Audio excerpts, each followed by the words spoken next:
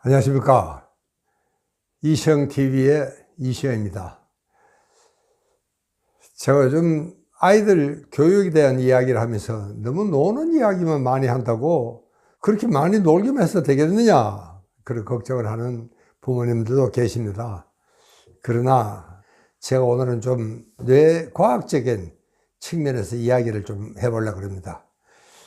자, 우선 공부하는 아이하고 축구하는 아이하고 어떻게 다를까? 뇌가 어떻게 다를까? 여기 한번 보시면 공부와 축구라고 하는 그림이 있는데, 여러분, 우리가 공부를 할 때는 가령 수학 문제를 푼다.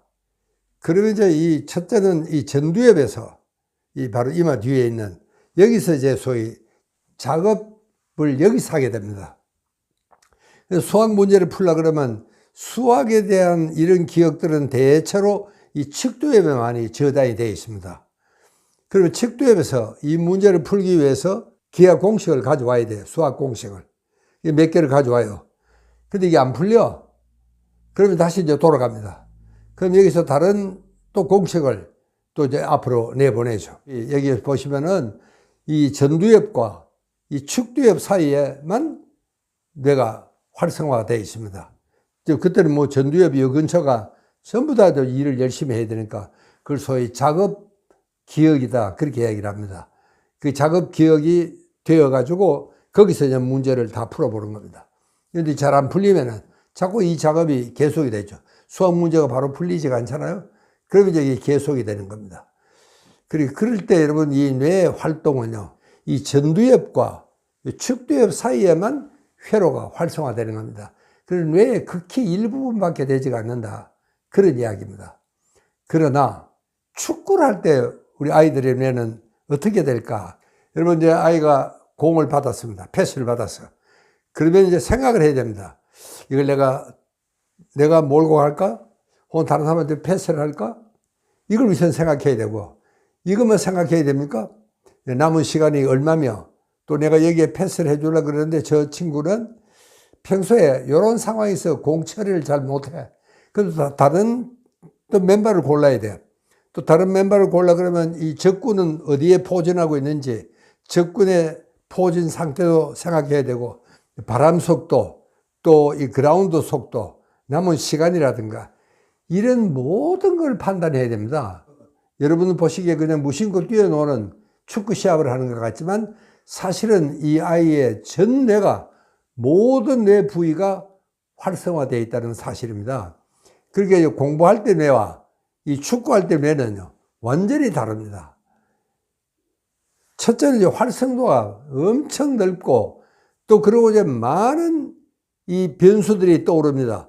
내가 그렇게 하려고 그러는데 또 다른 우군이, 다른 적군이 가로막다든가, 그럼 순간적으로 또 바꿔야 돼요. 여러분, 이런 것들은 보통 머리 가지고는 되는 게 아닙니다. 여러분, 그러니까 우리가 아이들이 그냥 뛰어논다고 생각하시면은 그건 정말 아무것도 같지가 않지만, 그러나 뇌가 어떤 기능을 하고 있느냐 하는 걸 보면은 정말 아이들에게는 그런 기민사회라든가 민첩사회라든가 융통사회라든가 당시의 문제 해결력이라든가 이 모든 것들이 이 동원이 되지 않으면은 축구가 놀이가 되지가 않습니다. 여러분, 그렇게 생각해 보시면은, 아하, 이 어느 걸 할 때, 공부를 할 때와 놀 때 어느 쪽으로 두뇌가 활성화되고 많이 더 단련이 될 수 있을 것인가, 여러분, 엄마들은 생각을 쉽게 할 수가 있겠습니다. 그러니까 사실은요, 이 아이들의 생명력은 어디서 출발하느냐? 바로 뛰어노는 데서 출발한다. 저는 그렇게 생각을 합니다. 제가 몇 가지를, 아이들의 생명력은 어디서 나오느냐 하는 이야기를 제가 여기 몇 가지로 요약을 해봤습니다. 첫째는요, 자연에서 잘 뛰어놀 수 있을 때, 그때 아이들의 생명력이 폭발합니다. 그런가 하면 또 이 꽃이나 혹은 또 아름다운 이런 광경이나 풍경이나 이런 걸 보면은 정말 그게 감동할 수 있어야 됩니다. 아, 참 이쁘다. 참 좋다. 아름다운 낙조. 밤에 정말 만천하에 좀 비치는 저 하늘의 별도 참 아름답다. 이런 감동에 취할 수도 있어야 되고, 또 그런가 하면 아이들은요, 추위와 더위에 잘 견딜 수 있어야 됩니다. 그래야지 아이들이 잘 뛰어놀 수가 있죠. 춥다고 벌벌 떨고 나가지도 않고, 덥다고 나가지도 않고 에어컨 속에 들어앉아 있어가지고 그 아이는 사실은 생명력에 있어서는 그 아이는 정말 지로입니다. 오히려 정말 활동할 수 있는 아이, 그럴 때라도 정말 땀을 뻘뻘 흘리면서 그 뜨거운 여름에 뛰어놀 수 있는 아이가 생명력이 왕성하다. 그렇게 보는 겁니다. 또 그런가 하면 참고 기다릴 줄도 알아야 됩니다. 이게 참지를 못하면 아이들은 얻을 수 있는 게 없습니다. 뭐든지 참고 기다릴 줄 알아야 된다.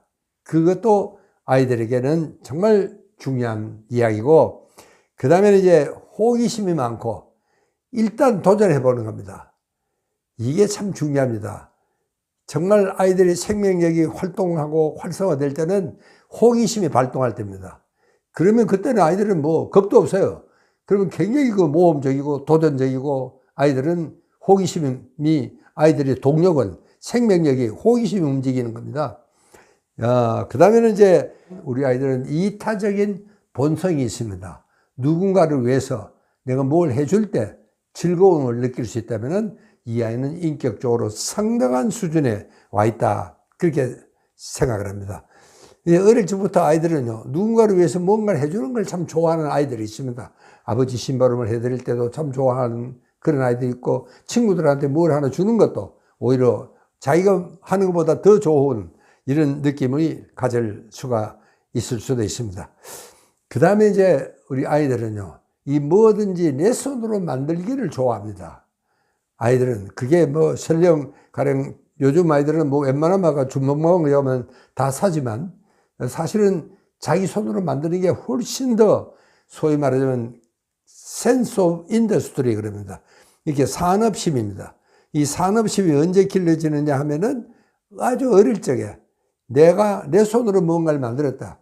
그리고 종이로 비행기를 접시했다든가, 또 종이로 뭘 하나 만드는 거, 이것만으로도 아이들은 엄청난 정말 창의력과 또 이 성공감을 느낄 수가 있다. 그런 이야기입니다.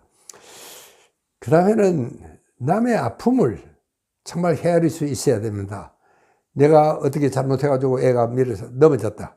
그때 정말 자기가 미안한 생각도 물론이지만 또 자기가 하지 않더라도 아이들이 넘어지면은 자기가 얼마나 아플까. 우는 아이를 좀 달랜다든가 도와준다든가 그런 생각을 할 수가 있어야 되겠다. 그런 이야기입니다. 그 다음에는 우리가 누구에게든 쉽게 말을 걸 수 있어야 됩니다. 그래야지 인간관계가 시작이 되는 겁니다.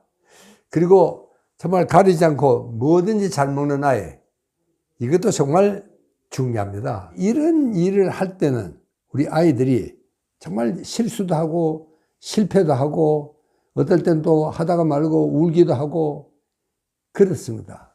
우리 아이들에게는요, 실패는 당연한 권리입니다. 실수도 당연한 권리예요. 아이들은요. 여러분요, 어떤 나라, 어떤 문화권에도 망고의 진리가 하나 있습니다. 아이들 교육에 관한 망고의 진리가 있습니다.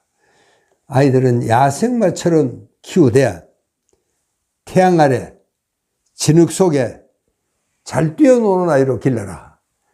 여러분, 이것은요, 정말 아이 교육에 관한 이야기가 나오는 어떤 나라, 어떤 문화권에도 이것은 똑같습니다. 아이일 때는 다소 겁이 없어야 돼요. 모험심도 좀 있어야 되고, 또 다치는 것 좀 두려워가지고는 아무것도 못합니다. 여러분, 아이들하고 같이 한번 가보십시오. 길을 가도 아이들은 그냥 똑바로 걸어가지 않습니다. 괜히 이쪽 담에 올라갔다가 저쪽 담에 올라갔다가 껑충껑충 그렇게 좀 뛰어놀지 않습니까? 그게 아이들의 본성입니다. 아이들은 그렇게 동적이라 되는 겁니다. 아이들은 그렇게 정말 자연 속에 거침없이 겁도 없이 그렇게 야생마처럼 뛰어놀아야지 아이들은 용감해지고 무슨 일이든지 겁도 없이 도전할 수도 있고 굉장히 진취적이고 그러면서 머리가 좋아집니다. 이럴 수 있는 아이, 이게 이제 정말 우리가 이야기하는 정말 야생마 같은 그런 정말 생명력이 넘치는 아이로 기를 수가 있겠다 하는 생각입니다. 오늘은 제가 여기서 마치겠습니다. 감사합니다.